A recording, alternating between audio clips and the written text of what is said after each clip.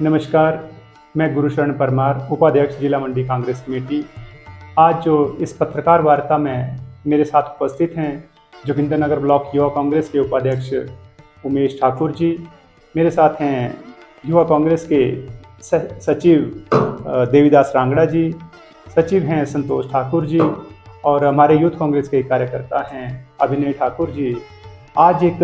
जोगिंद्रनगर से जुड़े हुए मुद्दे के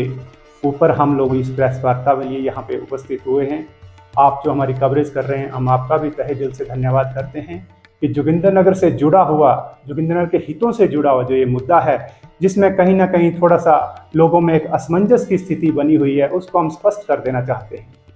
जैसा कि HRTC की ये जो 2 रूट, जोगिंद्रनगर से गुरुग्राम और जोगिंद्रनगर से हरिद्वार के जो 2 रूट्स हैं, इनको बैजनाथ डिपो को शिफ्ट कर देने की जो बात उठी है,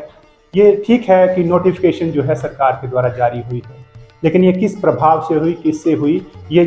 देखने का विषय है। लेकिन ये जो यहाँ के, जैसे अगर उधर के स्थानीय विधायक ने अगर इसमें हस्तक्षेप किया है, तो मैं आशा करता था कि जोगिंद्रनगर के जो हमारे विधायक हैं वो भी इस मामले में हस्तक्षेप करते, सरकार से बातचीत करते। लेकिन मुझे खुशी हुई कि आज प्रकाश राणा जी ने जिस तरह से, कई लोग जो है सोशल मीडिया में और इस तरह से उल जुलूल बयानबाजी कर रहे थे और कह रहे थे कि विरोध करेंगे, विरोध करेंगे। मैं कहना चाहता हूं भारतीय जनता पार्टी के लोगों को कि विरोध करने से काम नहीं होता है, बात करने से काम बनता है। आप सरकार में बात करते, आप सरकार में अपनी बात उठाते, और यहाँ से आपके विधायक हैं जो उनको सड़कों में आने की क्या ज़रूरत है, वो सरकार के अंदर बैठे, सरकार का अंग है, वो वहाँ पे बैठ करके जो है सरकार से अपने जोगिंद्रनगर के हितों के बारे में बात रख सकते थे। लेकिन मैं आपको स्पष्ट कर देना चाहता हूं कि इस विषय में मैंने भी जो HRTC के विभागीय जो कर्मचारी हैं और जो अधिकारी वर्ग हैं, उन सबसे भी बातचीत की है। और जो बोर्ड ऑफ डायरेक्टर की जो HRTC की पिछले कल ही पीटरहॉफ में जो मीटिंग हुई है, तो वहाँ पे जो हमारे डायरेक्टर्स हैं, 3-4 लोगों से, 5 लोगों से मैंने जो है उनसे बात की थी, जो हमारे ही यूथ कांग्रेस के समय के साथी हैं। उनसे हमने इस मसले को माननीय मंत्री जी के समक्ष उठाने के लिए कहा था और उन्होंने बात उठाई भी है। और मैं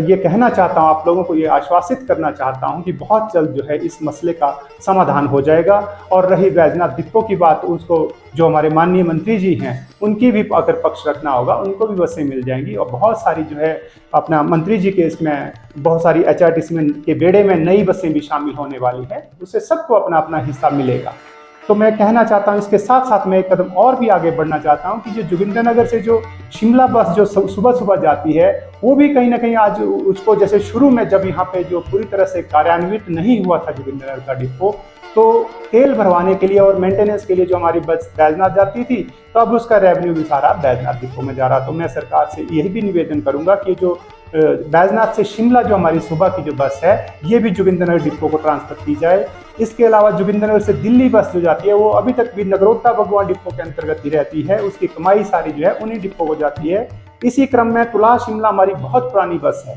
इसका जो अभी तक मंडी डिपो के साथ ही जुड़ी हुई है। मैं ये सरकार से भी दरख्वास्त करूंगा कि इस जो बस है, रूट है, इसको भी जोगिंद्रनगर डिपो को जो है दिया जाए। जोगिंद्रनगर से अमृतसर बाया सरका घाट बस जाती है, वो सरका घाट डिपो के अंतर्गत अभी तक चली हुई है। जोगिंद्रनगर से चंडीगढ़ बाया बद्दी जो नालागढ़ के लिए बस जाती है, वो अभी नालागढ़ डिपो के अंतर्गत ही आ रही है। जोगिंद्रनगर से लुधियाना जो बाया देहरा बस जाती है, वो अभी तक देहरा डिपो के अंतर्गत है। जोगिंद्रनगर से चंडीगढ़ एक बस जाती है, वो भी देहरा डिपो के अंतर्गत आती है। तो मैं सरकार से, माननीय मंत्री जी से, अगर ये बात अगर जल्दी नहीं सुलझती है, तो हम यहाँ से यहाँ डेपुटेशन, एक प्रतिनिधित्व मंडल हम जो है अपने लोगों का लेकर के जाएंगे माननीय मंत्री जी से, माननीय उप मुख्यमंत्री जी श्री मुकेश अग्निहोत्री जी से, आदरणीय जो हमारे PWD मिनिस्टर हैं विक्रमादित्य सिंह जी, उनकी रहनुमाई में उनके साथ चल करके हम मंत्री जी से ये दरख्वास्त करेंगे कि ये जो हमारे 5-7 जो रूट हैं जो और अभी डिपो के अंतर्गत आते हैं, उनको भी जो है जोगिंद्रनगर डिपो को देने की बात की जाए। और जैसे कि मैं बड़े खुशी के साथ कहना चाहता हूं कि जो जोगिंद्रनगर का जो डिपो है,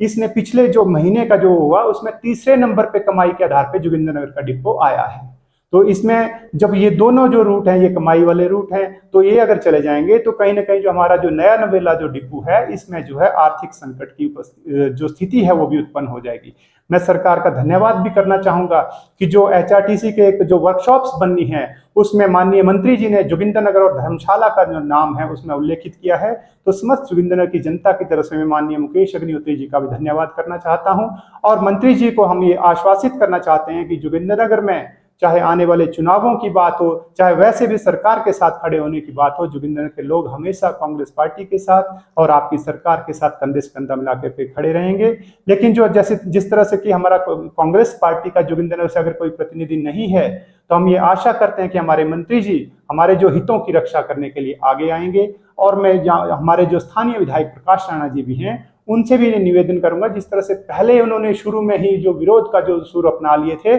वो भी वो सरकार में वो सरकार का अंग है, उनको सरकार से बातचीत करके तालमेल के साथ चलना चाहिए और सारी समस्याएं हल होती हैं। तो इन्हीं सा चंद शब्दों के साथ आपका इस कवरेज के लिए मैं बहुत बहुत धन्यवाद करना चाहता हूं। मैं